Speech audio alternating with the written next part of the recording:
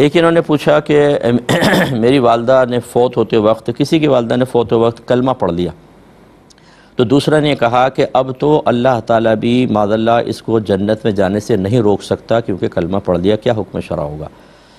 دیکھیں، والدہ نے کلمہ پڑھا، وہ جنت میں جائیں گی نہیں جائیں گی وہ الگ مسئلہ ہے۔ جس نے یہ جملہ کہا کہ اب تو اللہ بھی نہیں روک سکتا، یہ دائرہ اسلام سے خارج ہو گیا، اور اسے تجدید ایمان اور تجدید نکاح کی ضرورت ہے اور کرنی پڑے گی۔ نہیں کریں گے تو پھر یہ اس کا آخرت میں ٹھکانہ بہت برا ہوگا۔ اور اگر آپ سب کے سامنے اعلانیہ کیا اور اس کو کہا کہ آپ تجدید ایمان تجدید نکاح کریں اور نہ مانیں، تو ایسے شخص کا سوشل بیک آؤٹ کرنا ضروری ہوتا ہے کہ اسے اپنے سے دور کر دیں، نہ اس کو شادی غمی میں بلائیں، نہ اس کی شادی غمی میں جائیں جب تک توبہ نہ کر لیں۔ جب اس طرح کے کفریات کو ہم معمولی سمجھ کے نظر انداز کرتے ہیں تو گویا کہ ہم خود اپنے اس پازیٹیو رویے سے کسی کو کفر کے اوپر استقامت دلوا دیتے ہیں، اسے مضبوط کر دیتے ہیں، اللہ اس کے رسول کی اہمیت خود ان کے قلوب سے نکال دیتے ہیں، تو ہم بھی برابر کے جرم میں شریک کہلائیں گے۔ تو لہٰذا یاد رکھیے، جس نے آخر میں کلمہ پڑھ لیا، یہ تو نبی کریم نے فرمایا کہ جس نے پہلا جس کا کلام لا الہ الا اللہ اور آخری کلام لا الہ الا اللہ ہو وہ جنت میں جائے گا۔ تو ان کی والدہ نے کیا پہلا کلام لا الہ الا اللہ پڑھا تھا، یا یہ بس انہوں نے اپنے پاس سے ایک نکال لیا کہ آخری ٹائم میں کلمہ پڑھا تو ضرور جنت میں جائیں گے؟ دوسری بات یہ ہے کہ یہ بھی کوئی کنفرم نہیں ہوتا کہ آدمی پہلے اور بعد میں اگر کلمہ پڑھے گا تو ضرور جنت میں چلا جائے گا۔ اگر اس نے بیچ میں کوئی معاذ اللہ ثم معاذ اللہ کوئی ایسے قصور کیے ہیں جو حقوق و لباس سے تعلق رکھتے ہیں اور اللہ تعالیٰ چاہے تو اس پہ غرف فرمانا چاہے تو بالکل کر سکتا ہے، یہ کوئی اللہ تعالیٰ مجبور محض نہیں ہو گیا۔ جب اس طرح کے احادیث میں کوئی فضیلت بیان ہوتی ہے تو سینکڑوں کنڈیشنز کے ساتھ ہوتی ہیں جو ذکر نہیں کی گئی ہوتی، ہم صرف ظاہری الفاظ کو لے کر اور پھر اس طرح اللہ تعالیٰ کو معمولی سا بنا کر پیش کرنا، جیسے اللہ مجبور ہو گیا، کچھ نہیں کر سکتا، اس نے کلمہ پڑھ لیا، اب تو اللہ تعالیٰ بھی اس کو نہیں روک سکے گا۔ یعنی یہ اللہ تعالیٰ رحم فرمائے۔ اور میں تمام بہن بھائیوں سے گزارش کرتا ہوں، خدا را اللہ تبارک و تعالیٰ کہ پہلے سیکھیں کہ اللہ تعالیٰ ہے کون، اس کا انٹروڈکشن سیکھیں، اپنے اولاد کو سکھائیں، پھر اس کی معرفت حاصل کریں، اس کی قدرت کاملہ کا یقین حاصل کریں تاکہ وہ اس طرح حقارت کسی کے ذہن میں پیدا نہ ہو۔ آخری اس میں بات میں سوال کے جواب میں عرض کر رہا تھا کہ اس طرح کے جملے اللہ تعالیٰ کے لیے کہ جی اللہ ابھی اب اس کو جنت میں جانے سے نہیں روک سکتا، یہ کیوں پیدا ہوتے ہیں؟ اس لیے کہ ہمیں معرفت الہی بہت ہی کم حاصل ہوتی ہے، اور یہ میں بار بار اس لیے معذرت کر لیتا ہوں کہ ہمارے بھائی بہن برا بہت جلدی مان جاتے ہیں۔ ہمارے گھر میں آپ پوچھ لیں، اپنے بڑوں سے بھی پوچھئے گا، امتحاناً نہیں ویسے ہی معلومات حاصل کرنے کے لیے کہ اللہ کسے کہتے ہیں، ایک جامع مانع بالکل پرفیکٹ اللہ تعالیٰ کا انٹروڈکشن کروائیں، نہیں کروا سکتے۔ وجہ کیا ہے؟ معرفت الہی بالکل حاصل نہیں، نہ ذات کی نہ صفات کی۔ ذات کی معرفت تو خیر تامہ کسی کو حاصل ہی نہیں ہو سکتی ہے، اللہ تعالیٰ نے جس کو دینا چاہے وہ، لیکن صفات کے بارے میں تو آدمی جانے۔ ایسی اللہ تعالیٰ کی عظمت پر غور و تفکر کرنا، اس کی جو قدرت کے دلائل کائنات میں ہیں ان پر غور و تفکر کر کے اس سے اللہ تعالیٰ کی عظمت کا اندازہ کرنا، یا قرآن پڑھنا کہ بارہا اللہ تبارک و تعالیٰ نے کفار کو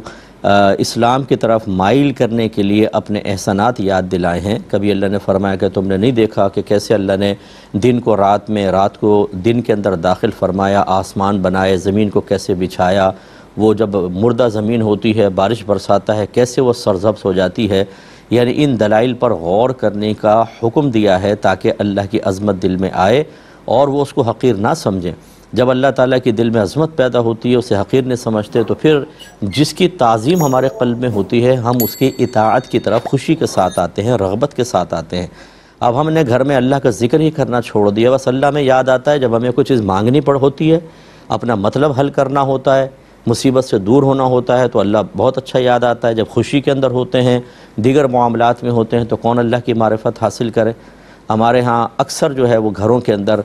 باقاعدہ گفتگو جیسے اللہ کی توحید کا بیان ہو، اللہ تبارک و تعالیٰ کی عظمت کا بیان ہو، اس کے کبھی درس دیکھیں آپ نے گھر میں یا رکھیں آپ نے گھر کے اندر؟ عشق الہی پر گفتگو ہو، محبت الہی پر گفتگو ہو، یہ اجنبی ہیں یہ چیزیں، یعنی یہ موضوعات ہمارے گھروں میں اکثر اجنبی ہیں۔ اسی وجہ سے پھر حقارت الہی پیدا ہوتی ہے قلب کے اندر، چھوٹی چھوٹی باتوں کو اللہ ایسا نہیں کر سکتا، ویسے نہیں کر سکتا۔ پوری کائنات کا نظام وہ چلا رہا ہے، اس بے نقص نظام کو اس نے بنایا، کسی مخلوق سے ایک لمحہ بھی وہ غافل نہیں، وہ چاہے تو جو چاہے وہ کر سکتا ہے۔ ان اللہ علی کل شیء قدیر، لیکن یہ بیچارے اللہ کو وہی مجبور محض سمجھے ہوئے ہیں، اس لیے ناراض مت ہوئیے گا، بالکل کوشش کریں کہ اللہ تعالیٰ کی اچھی معرفت حاصل کریں۔ اس کے لیے اگر تھوڑا بہت آپ حاصل کرنا چاہیں تو یوٹیوب پر میری تفسیر قرآن ہے، تدبر قرآن، جو میں نے کیو ٹی وی میں 3 سال میں ریکارڈ کی تھی، آپ اس کو دیکھیں، فرسٹ ایپیسوڈ سے دیکھنا شروع کریں انشاءاللہ۔ جہاں اللہ کی عظمت کی، توحید کی بات آئے گی تو وہاں میں نے کافی کلام کیا ہے، اچھا فائدہ ہوگا۔ ایک یہ کہتے ہیں کہ واش روم میں کپڑے لٹکانا کیسا ہے؟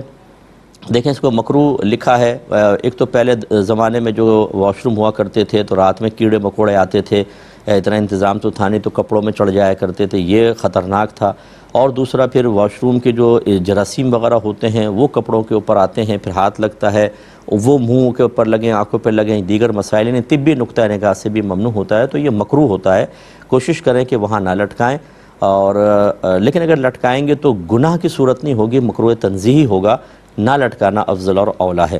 یہ بھائی نے فرمایا کہ میں نے کسی کو ایک بھینس چرانے کے لیے دی ہے، اور ارادہ یہ ہے کہ جب وہ بڑی ہو جائے گی یا اچھی ہو جائے گی تو پھر میں اس سے واپس لے لوں گا اور اس کو بیچوں گا۔ بیچنے کے بعد جتنا پروفٹ ہوگا، اصل قیمت اپنے پاس رکھوں گا، اور اس کا پروفٹ جو ہے وہ آدھا اس کو دے دوں گا، آدھا میں رکھوں گا۔ کیا ایسا کرنا درست ہے؟ جی بالکل درست نہیں ہے۔ وجہ اس کی یہ ہے کہ آپ نے اس کو اس گائے کی دیکھ بھال پر مقرر کیا ہے، اس کو اجارہ کہتے ہیں، یعنی کسی کی سروس لینا اور اس کی سروس کا بدلہ دینا، اس کو شرعی اصطلاح میں اجارہ کہتے ہیں، گویا کہ آپ کا امپلائی ہے، اور اس میں سیلری فکس کرنا لازم ہوتا ہے رقم کے اندر، کہ میں آپ کو ہر مہینے کا مثلا 1000 دوں گا، 2000 دوں گا، اس طرح آپ طے کر سکتے ہیں۔ اگر آپ سیلری مجہول رکھیں، جیسے یہ کہ جب بکے گی تو پروفٹ ہوگا، آدھا آپ کا آدھا میرا، کتنا ہوگا، کیا واقعی پروفٹ ہوگا بھی کہ نہیں ہوگا، اگر گائے مر گئی تو